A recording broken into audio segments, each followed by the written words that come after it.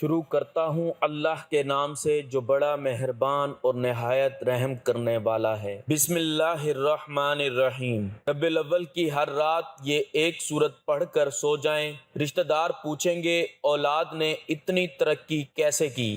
مال، رزق اور دولت سے آپ کا پورا گھر بھر جائے گا۔ تمام آفتیں، مصیبتیں اور پریشانیاں دور ہو جائیں گی۔ محترم ناظرین، الحمدللہ ہم مسلمان ہیں اور نبی آخر الزماں حضرت محمد مصطفیٰ صلی اللہ علیہ وآلہ وسلم کے امتی ہیں۔ ہم اس نبی صلی اللہ علیہ وآلہ وسلم کے امتی ہیں کہ جن کے لیے اللہ سبحانہ وتعالی نے تمام نبیوں سے وعدہ لیا تھا۔ سورۃ آل عمران کی آیت نمبر 81 میں اللہ سبحانہ وتعالی کا فرمان عالی شان ہے، اور جب اللہ نے نبیوں سے عہد لیا کہ میں تمہیں کتاب اور حکمت دوں، پھر تمہارے پاس ایسا رسول آئے جو اس کی تصدیق کرے جو تمہارے پاس ہے، تو تم ضرور اس پر ایمان لانا اور ضرور اس کی مدد کرنا۔ اللہ نے فرمایا، کیا تم نے اقرار کیا اور اس پر میرا بھاری عہد قبول کیا؟ انہوں نے کہا، ہم نے اقرار کیا۔ فرمایا، تو پھر گواہ رہو اور میں بھی تمہارے ساتھ گواہ ہوں۔ سبحان اللہ۔ سیدنا علی بن ابو طالب رضی اللہ تعالی عنہ فرماتے ہیں کہ اللہ تعالیٰ نے ہر نبی سے عہد لیا کہ اس کے زندگی میں اگر اللہ تعالیٰ اپنے نبی محمد مصطفیٰ صلی اللہ علیہ وآلہ وسلم کو بھیجے تو اس پر فرض ہے کہ وہ آپ پر ایمان لائے اور آپ کی مدد کرے، اور اپنی امت کو بھی وہ یہی تلقین کریں کہ وہ بھی نبی کریم صلی اللہ علیہ وآلہ وسلم پر ایمان لائے اور آپ کی تابعداری میں لگ جائیں۔ مسند احمد کی روایت میں ہے کہ سیدنا عمر بن خطاب رضی اللہ تعالی عنہ نے رسول اللہ صلی اللہ علیہ وآلہ وسلم سے کہا، یا رسول اللہ صلی اللہ علیہ وآلہ وسلم، میں نے ایک دوست یہودی سے کہا تھا کہ وہ تورات کی جامع باتیں مجھے لکھ دیں، اگر آپ فرمائیں تو میں انہیں پیش کروں۔ نبی کریم صلی اللہ علیہ وآلہ وسلم کا چہرہ متغیر ہو گیا۔ سیدنا عبداللہ ثابت رضی اللہ تعالی عنہ نے کہا کہ تم نہیں دیکھتے کہ آپ صلی اللہ علیہ وآلہ وسلم کے چہرے کا کیا حال ہے؟ تو عمر کہنے لگے، یعنی میں اللہ کے رب ہونے پر، اسلام کے دین ہونے پر، محمد کے رسول اللہ صلی اللہ علیہ وآلہ وسلم ہونے پر خوش ہوں۔ اس وقت نبی کریم صلی اللہ علیہ وآلہ وسلم کا غصہ دور ہوا اور فرمایا، قسم ہے اس اللہ تعالیٰ کی جس کے ہاتھ میں میری جان ہے کہ اگر موسیٰ آ جائیں اور تم ان کی تابعداری میں لگ جاؤ اور مجھے چھوڑ دو تو تم سب گمراہ ہو جاؤ گے۔ تمام امتیوں میں سے میرے حصے کی امت تم ہو اور تمام نبیوں میں سے تمہارے حصے کا نبی میں ہوں۔ مسند احمد احادیث میں ہے کہ اگر موسیٰ اور عیسیٰ زندہ ہوتے تو انہیں بھی میری اتباع کے سوا چارہ نہ تھا۔ بس ثابت ہوا کہ ہمارے رسول محمد صلی اللہ علیہ وآلہ وسلم خاتم الانبیاء ہیں اور امام اعظم ہیں۔ جس زمانے میں بھی آپ کے نبوت ہوتی، آپ واجب الاطاعت تھے اور تمام انبیاء کرام علیہم السلام کی تابعداری پر جو اس وقت ہوں آپ کی فرما برداری مقدم رہتی۔ یہی وجہ تھی کہ معراج والی رات بیت المقدس میں تمام انبیاء کرام علیہم السلام کے امام آپ ہی بنائے گئے۔ اسی طرح میدان محشر میں بھی اللہ تعالیٰ کے فیصلوں کو انجام تک پہنچانے میں آپ ہی سفی ہوں گے۔ یہی وہ مقام محمود ہے جو آپ کے سوا اور کسی کو حاصل نہیں۔ دوستو، آج کا ہمارا یہ وظیفہ قرآن کریم کے ایک بہت ہی پیاری اور مختصر صورتوں اور اللہ تعالیٰ کے بہت ہی طاقتور نام کے حوالے سے ہے، جو کہ آج کی اس ویڈیو میں ہم آپ کے ساتھ شیئر کریں گے۔ اللہ والو، اگر ہم اس عمل کو کرنے یا پھر اس کا ورد کرنے کو اپنا معمول بنا لیں تو انشاءاللہ انسان کے تمام دکھ، تکالیف، پریشانیاں اور رنج و غم سب کچھ اللہ تبارک و تعالی اس عمل کی برکت سے ختم کر دیں گے۔ یہ عمل نہایت ہی مجرب اور آزمودہ ہے۔ یہ ایک نیک بزرگ کو بتایا اور اس نے بتائے گئے طریقے کے مطابق اس عمل کو کیا، اور آج وہ کہتا ہے کہ رات کو سوتے وقت ایک مرتبہ یہ ایک سورت پڑھی تھی، پھر صبح اٹھا تو میرے گھر کے حالات گویا بدلے ہوئے تھے۔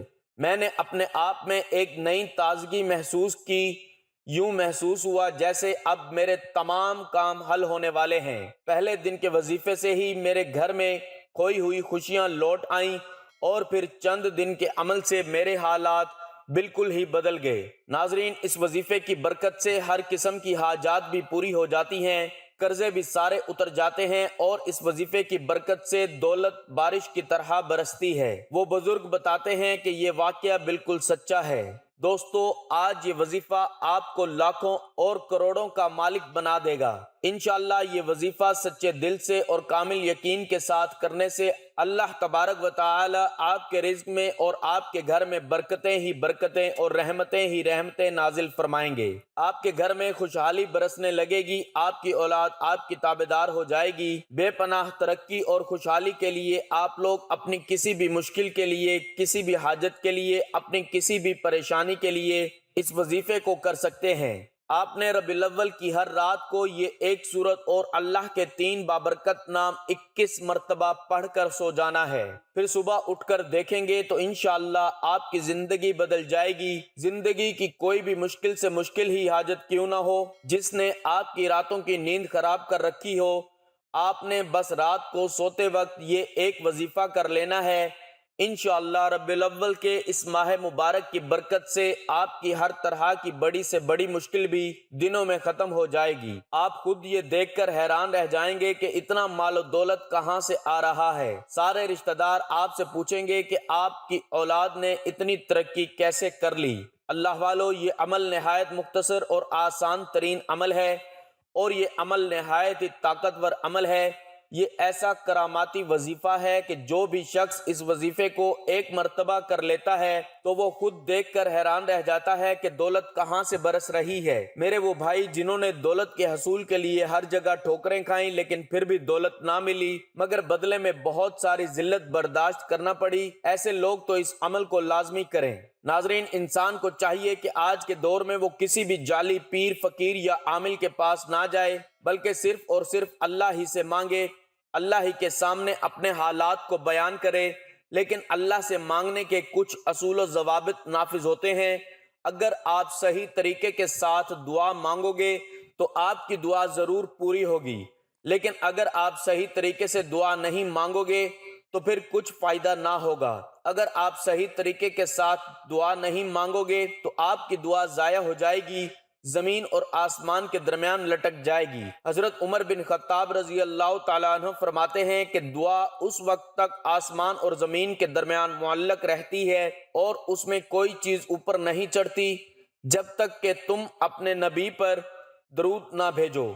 مطلب یہ کہ دعا کی قبولیت درود پاک پر موقوف ہے، کیونکہ درود پاک خود مقبول ہے، اس لیے اس کے توسط اور وسیلے سے دعا قبول ہو جاتی ہے۔ حضرت شیخ ابو سلیمان رحمۃ اللہ علیہ نے فرمایا کہ جب تم اللہ کے سامنے اپنی کسی حاجت کی تکمیل کے لیے دستے دعا دراز کرو، ابتدا اللہ پاک کی حمد و ثنا کے بعد رسول اکرم صلی اللہ علیہ وآلہ وسلم پر درود پاک بھیجنے سے کرو۔ اس کے بعد تم جو کچھ بھی چاہتے ہو اس کے لیے دعا کرو، درود پاک پڑھ کر دعا ختم کرو، رسول اکرم صلی اللہ علیہ وآلہ وسلم پر درود پاک بھیجو، اور دعا کے بعد بھی درود پاک پڑھو، کیونکہ اللہ تبارک و تعالی اپنے فضل و کرم سے دونوں درودوں کو قبول کرتے ہیں۔ اس سے رزق بڑھتا ہے، یعنی اللہ تبارک و تعالی کے رحم و کرم سے یہ بات خلاف توقع ہے کہ وہ دونوں درودوں کو تو قبول کر لیں مگر ان کے درمیان مانگی گئی دعا رد کر دے۔ حضرت علی رضی اللہ تعالیٰ عنہ سے مروی ہے کہ دعا اللہ سے حجاب میں ہے جب تک محمد صلی اللہ علیہ وآلہ وسلم پر اور ان کے اہل بیت پر درود نہ بھیجا جائے۔ دوستو، آج یہ ایک وظیفہ کر لیں اور پھر ہمارے بتائے گئے طریقے کے مطابق دعا مانگیں تو ہم پورے یقین کے ساتھ کہتے ہیں کہ آپ لاکھوں نہیں بلکہ کروڑوں میں کھیلیں گے۔ اس عمل کی برکت سے اللہ تبارک و تعالی آپ کے رزق میں برکت اور وسعت عطا فرمائے گا۔ یہ ایک ایسا عمل ہے، بلکہ عمل نہیں بلکہ یہ تو رزق کے بے بہا وہ خزانے ہیں، ایک ایسا وسیع و عریض اور گہرا سمندر ہے کہ جو بندہ بھی یہ عمل ہمیشہ کرے گا اور اس عمل کی مستقل عادت بنا لے گا تو انشاءاللہ ایسے شخص کو کبھی مال و دولت کی کمی محسوس نہیں ہوگی، کبھی بھی ایسے شخص کو کوئی پریشانی نہیں ہوگی، کوئی بیماری نہیں ہوگی، کوئی ٹینشن نہیں ہوگی، ایسا شخص ہمیشہ امیر ہی رہے گا۔ تو اللہ کے ان 3 ناموں اور ایک سورت کو رات کو سونے سے پہلے ضرور پڑھ لیں۔ ناظرین، آج کی اس معلوماتی ویڈیو میں ہم آپ کو اس مجرب عمل کا پورا طریقہ کار بتائیں گے کہ کیسے آپ نے اس عمل کو کرنا ہے، کس طریقے سے کرنا ہے اور کتنی مرتبہ کرنا ہے۔ اس لیے میری اس معلوماتی ویڈیو کو آخر تک ضرور دیکھیے گا، اور اگر ویڈیو پسند آئے تو اسے لائک اور شیئر کر دیجیے گا۔ اب آپ یہ بھی جان لیجئے کہ یہ مجرب وظیفہ آپ نے کیسے کرنا ہے۔ جان لیجئے کہ یہ وظیفہ آپ فجر کی نماز کے بعد بھی کر سکتے ہیں یا کسی بھی فرض نماز کے بعد کر سکتے ہیں، لیکن اگر آپ یہ وظیفہ عشاء کی نماز کے بعد سونے سے پہلے کریں گے تو اس میں آپ کو زیادہ فائدہ حاصل ہوگا، کیونکہ اس وقت ایک تو بالکل تنہائی ہوگی اور آپ کو کوئی تنگ کرنے والا بھی نہیں ہوگا۔ آپ ایک معمول بنا لیں کہ آپ نے روزانہ رات کو سونے سے پہلے اس وظیفے کو کرنا ہے، اور یہ یاد رکھنا ہے کہ آپ نے وقت تبدیل نہیں کرنا۔ مثلا اگر آپ نے یہ وظیفہ رات سونے سے پہلے کر لیا تو روزانہ آپ نے اسی وقت یہ وظیفہ کرنا ہے۔ اگر آپ کا وضو قائم ہے تو ٹھیک ہے، لیکن اگر نہیں، پہلے آپ نے باوضو ہو جانا ہے، پھر آپ نے سب سے پہلے 3 مرتبہ آیت الکرسی پڑھ لینی ہے اور اپنے اوپر پھونک مار لینی ہے۔